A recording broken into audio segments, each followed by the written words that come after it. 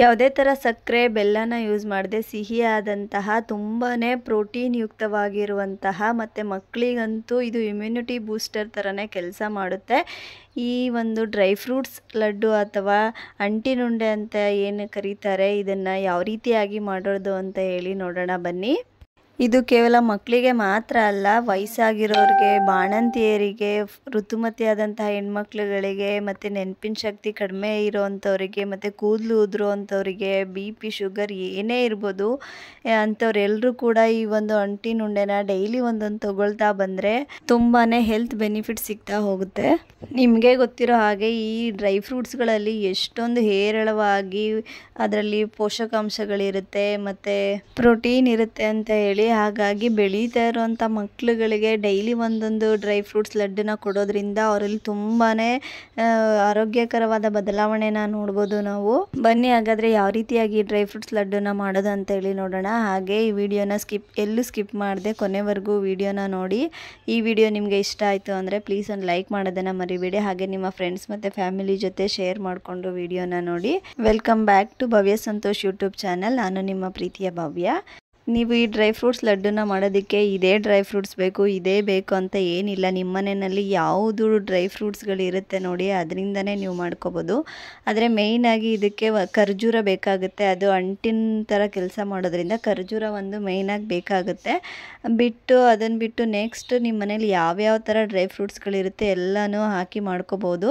ಆದರೆ ಎಲ್ಲ ಥರ ಡ್ರೈ ಫ್ರೂಟ್ಸ್ಗಳನ್ನ ಹಾಕಿ ಮಾಡೋದ್ರಿಂದ ಎಲ್ಲದರಲ್ಲೂ ಇರುವಂಥ ನ್ಯೂಟ್ರಿಯೆಂಟ್ಸ್ಗಳು ನಿಮಗೆ ಸಿಗುತ್ತೆ. ಅದಕ್ಕೋಸ್ಕರ ಸ್ವಲ್ಪ ಜಾಸ್ತಿ ಡ್ರೈ ಫ್ರೂಟ್ಸ್ಗಳನ್ನ ಯೂಸ್ ಮಾಡಿಕೊಂಡು ಮಾಡಿ. ನಾನಿಲ್ಲಿ 1 ಕಪ್ಪಿನ ಅಳತೆನಲ್ಲಿ ಬಾದಾಮಿ, ಗೋಡಂಬಿ, ವಾಲ್ನಟ್, ಪಿಸ್ತಾ ಹಾಗೆ ಒಣ ಖರ್ಜೂರ ಏನಿದೆ ಎಲ್ಲನೂ ಈ ಥರ ಸಣ್ಣ ಸಣ್ಣದಾಗಿ ಕಟ್ ಮಾಡಿ ಇಟ್ಕೊಂಡಿದ್ದೀನಿ. ಈ ಥರ ಸಣ್ಣದಾಗಿ ಕಟ್ ಮಾಡೋದ್ರಿಂದ ಉಂಡೆ ಕಟ್ಟೋದಕ್ಕೆ ಚೆನ್ನಾಗಿ ಬರುತ್ತೆ. ಹಾಗಾಗಿ ಸಣ್ಣದಾಗಿ ಕಟ್ ಮಾಡಿ ಇಟ್ಕೊಂಡಿದ್ದೀನಿ. ನೆಕ್ಸ್ಟ್ ಸ್ವಲ್ಪ ಚಿಕ್ಕ ಕಪ್ ಅಳತೆನಲ್ಲಿ ವಾಟರ್ಮೆಲನ್ ಸೀಡ್ಸ್, ಪಂಪ್ಕಿನ್ ಸೀಡ್ಸ್ ಮತ್ತು ಅಗಸೆ ಬೀಜ ಮತ್ತು ಕೊಬ್ಬರಿಕಾಯಿ ತುರಿನ ತೊಗೊಂಡಿದ್ದೀನಿ. ಇದನ್ನು ಸ್ವಲ್ಪ ಜಾಸ್ತಿನಾದರೂ ಹಾಕ್ಕೋಬೋದು. ನಮ್ಮ ಮನೇಲಿ ಸ್ವಲ್ಪ ಇದ್ದಿದ್ದರಿಂದ ನಾನು ಸ್ವಲ್ಪನೇ ತೊಗೊಂಡಿದ್ದೀನಿ. ಮತ್ತು ಇದು ಬಂದು ಸನ್ಫ್ಲವರ್ ಸೀಡ್ಸ್. ಇವನ್ನೆಲ್ಲ ನಾನು ಒಂದು ಚಿಕ್ಕ ಬೌಲ್ನ ಅಳತೆಯಲ್ಲಿ ತೊಗೊಂಡಿದ್ದೀನಿ. ಮತ್ತು ಇಲ್ಲಿ 1-2 ಚಮಚದಷ್ಟು ಗಸಗಸೆ, 2 ಚಮಚದಷ್ಟು ಬಿಳಿ ಎಳ್ಳನ್ನು ತೊಗೊಂಡಿದ್ದೀನಿ. ಮತ್ತು ಖರ್ಜೂರ ಇಲ್ಲಿ ನಾನು ಪೂರ್ತಿಯಾದಾಗಿ ಒಣಗಿರೋಂಥ ಖರ್ಜೂರನ ತೊಗೊಂಡಿಲ್ಲ, ಸ್ವಲ್ಪ ಖರ್ಜೂರ ಒಣಗಿರೋದನ್ನ ಕಟ್ ಮಾಡಿ ತೊಗೊಂಡಿದ್ದೀನಿ.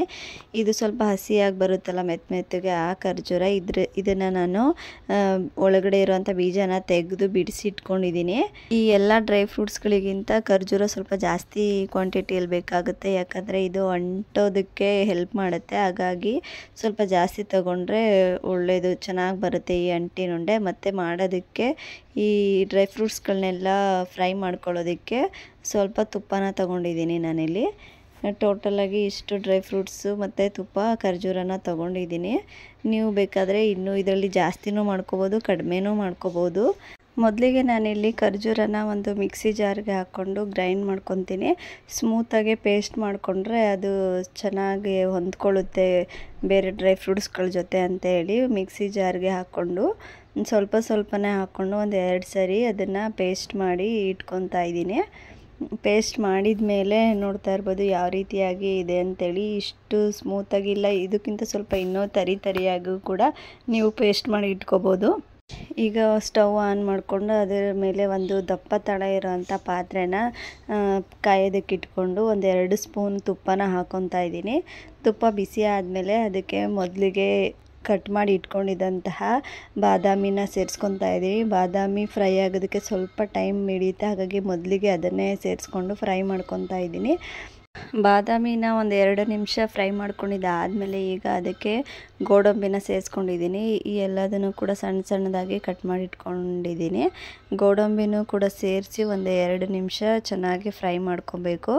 ಒಂದೊಂದು ಡ್ರೈ ಫ್ರೂಟ್ಸ್ಗಳನ್ನ ಹಾಕೊಂಡಾಗಲೂ ಕೂಡ 2 ನಿಮಿಷ ಫ್ರೈ ಮಾಡ್ಕೊತಾ ಇದ್ದೀನಿ. ಈಗ ನಾನು ಪಿಸ್ತಾನ ಸೇರಿಸ್ಕೊತಾ ಇದ್ದೀನಿ. ಪಿಸ್ತಾ ಸ್ವಲ್ಪ ಜಾಸ್ತಿ ಹಾಕ್ಕೊಂಡ್ರೂ ಕೂಡ ಚೆನ್ನಾಗಿರುತ್ತೆ ಟೇಸ್ಟು, ಹಾಗಾಗಿ ಪಿಸ್ತಾನು ಕೂಡ ಹಾಕ್ಕೊತಾ ಇದ್ದೀನಿ. ಪಿಸ್ತಾನು ಫ್ರೈ ಮಾಡ್ಕೊಂಡಿದ್ದಾದಮೇಲೆ ಈಗ ವಾಲ್ನಟ್ ಮತ್ತು ಒಣ ಖರ್ಜೂರ ಏನಿತ್ತು ಅದನ್ನು ಕೂಡ ಸೇರಿಸ್ಕೊಂಡು ಫ್ರೈ ಮಾಡ್ಕೊತಾ ಇದ್ದೀನಿ. ವಾಲ್ನಟ್ ತಿನ್ನೋದ್ರಿಂದ ಮಕ್ಕಳಲ್ಲಿ ನೆನಪಿನ ಶಕ್ತಿ ತುಂಬಾ ಇಂಪ್ರೂವ್ ಆಗುತ್ತೆ ಮತ್ತು ತುಂಬಾ ಇದರಲ್ಲಿ ಆರೋಗ್ಯಕರ ಅಂಶಗಳು ಇದ್ದಾವೆ. ಹಾಗಾಗಿ ವಾಲ್ನಟ್ ಸ್ವಲ್ಪ ಕಹಿ ಇರೋ ಕಾರಣ ಮಕ್ಳುಗಳು ಅದನ್ನು ತಿನ್ನೋದಕ್ಕೆ ಇಷ್ಟಪಡೋದಿಲ್ಲ. ಹಾಗಾಗಿ ಈ ಥರ ಡ್ರೈ ಫ್ರೂಟ್ಸ್ ಉಂಡೆನ ಮಾಡಿಕೊಟ್ರೆ ಎಲ್ಲ ಥರ ಡ್ರೈ ಫ್ರೂಟ್ಸ್ಗಳನ್ನೂ ಕೂಡ ಮಕ್ಕಳು ತಿಂತಾರೆ. ಬೇಡ ಅಂತ ಹೇಳೋದೇ ಇಲ್ಲ, ಅಷ್ಟು ರುಚಿಯಾಗಿರುತ್ತೆ ಈ ಡ್ರೈ ಫ್ರೂಟ್ಸ್. ಒಂದ್ಸಲಿ ತಿಂದರೆ ಮತ್ತೆ ಮತ್ತೆ ತಿಂತಾನೆ ಇರಬೇಕು ಅಂತ ಅನಿಸ್ತಾ ಇರುತ್ತೆ. ನೀವು ಕೂಡ ಒಂದ್ಸಲಿ ಟ್ರೈ ಮಾಡಿ ನೋಡಿ. ಮನೆಯಲ್ಲಿ ಮಕ್ಕಳು ಇದ್ದರು ಅಂತ ಹೇಳಿದ್ರೆ ಟ್ರೈ ಮಾಡಿ ನೋಡಿ, ಮಾಡಿಕೊಡಿ, ಹೇಗೆ ಅವರ ರಿಯಾಕ್ಷನ್ ಇರುತ್ತೆ ಅಂತ ಹೇಳಿ ನೋಡಿ. ಈಗ ಅದನ್ನೆಲ್ಲ ಒಂದು ಪ್ಲೇಟ್ಗೆ ತಣ್ಣಗಾಗೋದಕ್ಕೆ ಎತ್ತಿಟ್ಕೊಂಡೆ. ಈಗ ನೆಕ್ಸ್ಟ್ ಅದೇ ಕಡಾಯಿಗೆ 2 ಸ್ಪೂನ್ ತುಪ್ಪನ ಹಾಕ್ಕೊಂಡು ಫಸ್ಟಿಗೆ ಗಸಗಸೆನ ಹಾಕ್ಕೊತಾ ಇದ್ದೀನಿ. ಈ ಗಸಗಸೆ ತುಪ್ಪದಲ್ಲಿ ಸ್ವಲ್ಪ ಅಳ್ಕೊಂಡ್ರೆ ಅದು ನಾವು ತಿಂದಾಗಲೂ ಕೂಡ ಚೆನ್ನಾಗಿ ಜೀರ್ಣ ಆಗುತ್ತೆ. ಹಾಗಾಗಿ ಮೊದಲಿಗೆ ಗಸಗಸೆನ ಹಾಕ್ಕೊಂಡು ಫ್ರೈ ಮಾಡ್ಕೊತಾ ಇದ್ದೀನಿ ಚೆನ್ನಾಗಿ ತುಪ್ಪದಲ್ಲಿ 1 2 3 ನಿಮಿಷ. ಮತ್ತು ಈ ಗಸಗಸೆಲ್ಲೂ ತುಂಬಾ ಹೆಲ್ತ್ ಬೆನಿಫಿಟ್ಸ್ಗಳಿದ್ದಾವೆ. ಈಗ ಸಕ್ಕರೆ ಕಾಯಿಲೆ ಮತ್ತು BP ಇರೋರು ತಿನ್ನೋದ್ರಿಂದ ಅದೆಲ್ಲ ಕಂಟ್ರೋಲ್ ಆಗುತ್ತೆ ಅಂತ ಹೇಳ್ತಾರೆ. ಮತ್ತು ಇದು ಬಾಡಿನ ಕೂಲ್ ಮಾಡುತ್ತೆ ಅಂತಲೂ ಹೇಳ್ತಾರೆ. ನೆಕ್ಸ್ಟ್ ನಾನಿಲ್ಲಿ ಅಗಸೆ ಬೀಜ, ಪಂಪ್ಕಿನ್ ಸೀಡ್ಸು, ಮತ್ತು ಸನ್ಫ್ಲವರ್ ಸೀಡ್ಸು, ವಾಟರ್ಮೆಲನ್ ಸೀಡ್ಸು, ಮತ್ತು ಕೊಬ್ಬರಿ ತುರಿ ಏನು ತುರಿದಿಟ್ಕೊಂಡಿದ್ವಿ ಅದು, ಮತ್ತು ಉಳಿದಿರೋಂತಹ ಬಿಳಿ ಎಳ್ಳು ಏನಿತ್ತು ಅದು ಎಲ್ಲನೂ ಕೂಡ ಸೇರಿಸ್ಕೊಂಡು ಇವನ್ನ ಸ್ವಲ್ಪ ಡ್ರೈಯಾಗೆ 1 2 3 ನಿಮಿಷ ಫ್ರೈ ಮಾಡ್ಕೊತೀನಿ. ಜಾಸ್ತಿ ತುಪ್ಪ ಏನು ಸೇರಿಸೋದು ಬೇಡ, ಇದಕ್ಕೆ ಮೊದಲು ಹಾಕ್ಕೊಂಡಿದ್ದೆ ಸಾಕಾಗುತ್ತೆ. ಹಾಗಾಗಿ ಈ ಎಲ್ಲ ಒಂದು ಸೀಡ್ಸ್ಗಳನ್ನೂ ಈ ಥರ ಡ್ರೈಯಾಗೆ ಸ್ವಲ್ಪ ಫ್ರೈ ಮಾಡ್ಕೊತಾ ಇದ್ದೀನಿ 1 2 3 ನಿಮಿಷ. ಇದೆಲ್ಲ ಫ್ರೈ ಮಾಡುವಾಗ ಗ್ಯಾಸ್ನ ನೀವು ಮೀಡಿಯಮ್ ಫ್ಲೇಮಲ್ಲಿ ಇಟ್ಕೋಬೇಕಾಗುತ್ತೆ. ಹೈ ಫ್ಲೇಮಲ್ಲಿ ಇಟ್ಕೊಂಡ್ರೆ ಸೀದೋಗಿಬಿಡುತ್ತೆ. ಹಾಗಾಗಿ ಮೀಡಿಯಮ್ ಫ್ಲೇಮಲ್ಲಿ ಇಟ್ಕೊಂಡು ಫ್ರೈ ಮಾಡಿಕೊಂಡ್ರೆ ಚೆನ್ನಾಗಿ ಒಂದು ಮೀಡಿಯಮ್ಮಾಗೆ ಎಲ್ಲ ಡ್ರೈ ಫ್ರೂಟ್ಸ್ಗಳು ಮೀಡಿಯಮ್ಮಾಗೆ ಫ್ರೈ ಆಗ್ತವೆ. ಮತ್ತು ಈ ಡ್ರೈ ಫ್ರೂಟ್ಸ್ಗಳನ್ನ ಜಾಸ್ತಿ ಫ್ರೈ ಮಾಡ್ಕೊಳ್ಳೋದು ಕೂಡ ತಪ್ಪು. ಯಾಕಂದರೆ ಅದರಲ್ಲಿರುವಂಥ ಪೋಷಕಾಂಶಗಳು, ನ್ಯೂಟ್ರಿಯೆಂಟ್ಸ್ ಏನಿರುತ್ತೆ ಅದೆಲ್ಲ ಹೋಗಿಬಿಡುತ್ತೆ. ಹಾಗಾಗಿ ಒಂದು ಮೀಡಿಯಮಲ್ಲಿ ಎಲ್ಲನೂ 2 ನಿಮಿಷ 2 ನಿಮಿಷದ ಒಳಗಡೆನೇ ಫ್ರೈ ಮಾಡಿಕೊಂಡ್ರೆ ಸಾಕಾಗುತ್ತೆ. ಫ್ರೈ ಮಾಡಿಲ್ಲ ಅಂದರೂ ನಡೆಯುತ್ತೆ ಅಕಸ್ಮಾತು, ಅಥವಾ ಜಾಸ್ತಿ ಮಾಡಿಬಿಟ್ರಂತೂ ಅದರಲ್ಲಿರುವಂತಹ ಆರೋಗ್ಯಕರ ಅಂಶಗಳೇನಿರುತ್ತೆ ಅದೆಲ್ಲ ಹೋಗಿಬಿಡುತ್ತೆ. ಹಾಗಾಗಿ ನೋಡಿಕೊಂಡು ಮೀಡಿಯಮ್ಮಾಗಿ ಫ್ರೈ ಮಾಡ್ಕೊಳ್ಳಿ ಡ್ರೈ ಫ್ರೂಟ್ಸ್ಗಳನ್ನ. ನೆಕ್ಸ್ಟ್ ನಾನೀಗ ಒಂದು ಕಡಾಯಿಗೆ ಮತ್ತೆ 1 2 ಸ್ಪೂನ್ ತುಪ್ಪನ ಹಾಕ್ಕೊಂಡು ಈ ರುಬ್ಬಿಟ್ಕೊಂಡಿದ್ದಂತಹ ಖರ್ಜೂರದ ಪೇಸ್ಟ್ ಏನಿದೆ ಅದನ್ನು ಹಾಕ್ಕೊಂಡು ಒಂದು 3 4 ನಿಮಿಷ ಫ್ರೈ ಮಾಡ್ಕೊತಾ ಇದ್ದೀನಿ. ಇದನ್ನು ಸ್ವಲ್ಪ ಜಾಸ್ತಿ ಫ್ರೈ ಮಾಡ್ಕೊತಾ ಇದ್ದೀನಿ 1 2 3 ನಿಮಿಷ.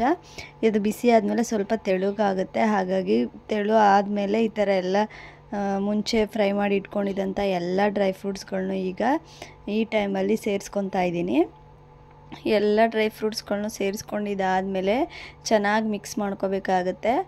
ಈ ಥರ ಎಲ್ಲ ಡ್ರೈ ಫ್ರೂಟ್ಸ್ಗಳನ್ನ ಹಾಕ್ಕೊಂಡಿದ್ದಾದಮೇಲೆ ಕೈ ಬಿಡ್ದಂಗೆ ಬೇಗ ಮಿಕ್ಸ್ ಮಾಡ್ಕೋಬೇಕಾಗತ್ತೆ. ಯಾಕಂದರೆ ಲೋ ಫ್ಲೇಮಲ್ಲಿ ಇಟ್ಕೊಂಡಿದ್ರು ಕೂಡ ಅದು ಖರ್ಜೂರದ ಪೇಸ್ಟು ತಳ ಹಿಡಿದ್ಬಿಡುತ್ತೆ. ಹಾಗಾಗಿ ಬೇಗ ಮಿಕ್ಸ್ ಮಾಡ್ಕೋಬೇಕಾಗತ್ತೆ. ಈ ಥರ ಮಿಕ್ಸ್ ಮಾಡ್ಕೊಳ್ಳೋದಕ್ಕಾಗಿಲ್ಲ ಅಂದರೆ ಒಂದು ವೇಳೆ ಗ್ಯಾಸ್ ಫ್ಲೇಮ್ನ ಆಫ್ ಮಾಡಿ ಕೂಡ ನೀವು ಮಿಕ್ಸ್ ಮಾಡ್ಕೋಬೋದು.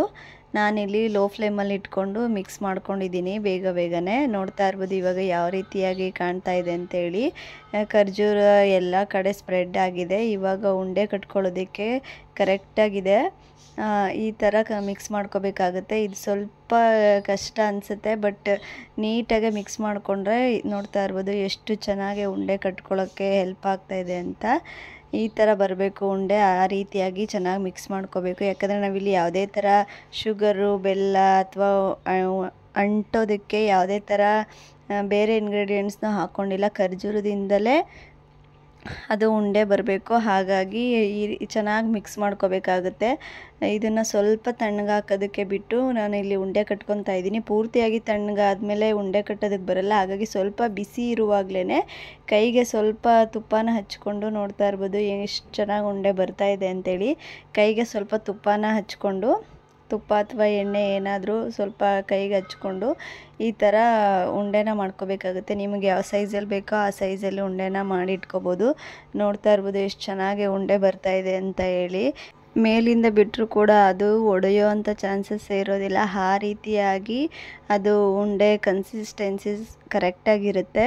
ಮತ್ತು ಈ ಡ್ರೈ ಫ್ರೂಟ್ಸ್ ಉಂಡೆನ ನೀವು ಎಷ್ಟು ದಿನ ಬೇಕಾದರೂ ಅಂದರೆ 1-2 ಮಂತ್ಸ್ 3 ಮಂತ್ಸ್ವರೆಗೂ ಇಟ್ಕೊಂಡು ತಿನ್ಬೋದು. ಯಾವುದೇ ಥರ ಹಾಳಾಗೋದು ಸ್ಮೆಲ್ ಬರೋದು ಆ ಥರ ಏನೂ ಇರೋದಿಲ್ಲ. ಇಲ್ಲಿರೋದು ಬರೀ ಡ್ರೈ ಫ್ರೂಟ್ಸ್ಗಳಷ್ಟೇ ಮತ್ತು ಸ್ವಲ್ಪ ತುಪ್ಪ ಇರುತ್ತೆ.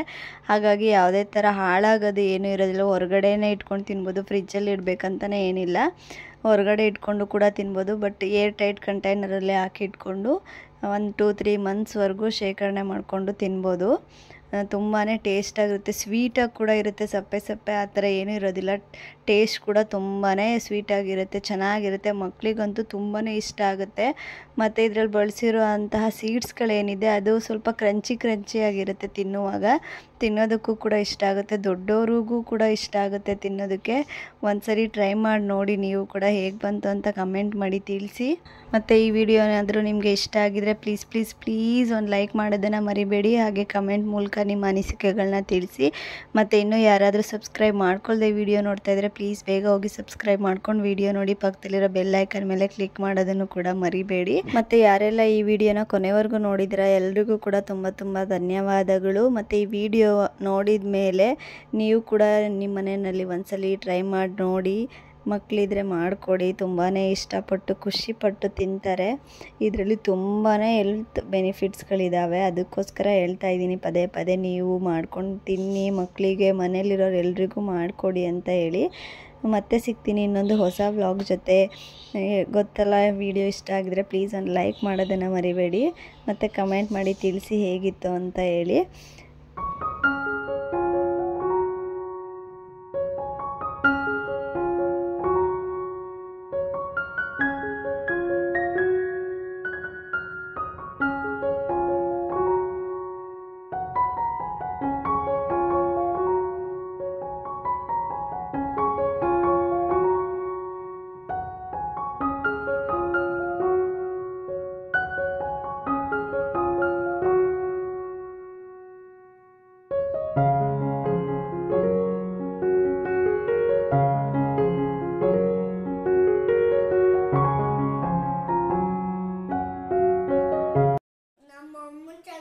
ಪ್ಲೀಸ್ ಲೈಕ್ ಮಾಡಿ, ಶೇರ್ ಮಾಡಿ, ಸಬ್ಸ್ಕ್ರೈಬ್ ಮಾಡಿಕೊಂಡು ಫಾಲೋ ಮಾಡಿ.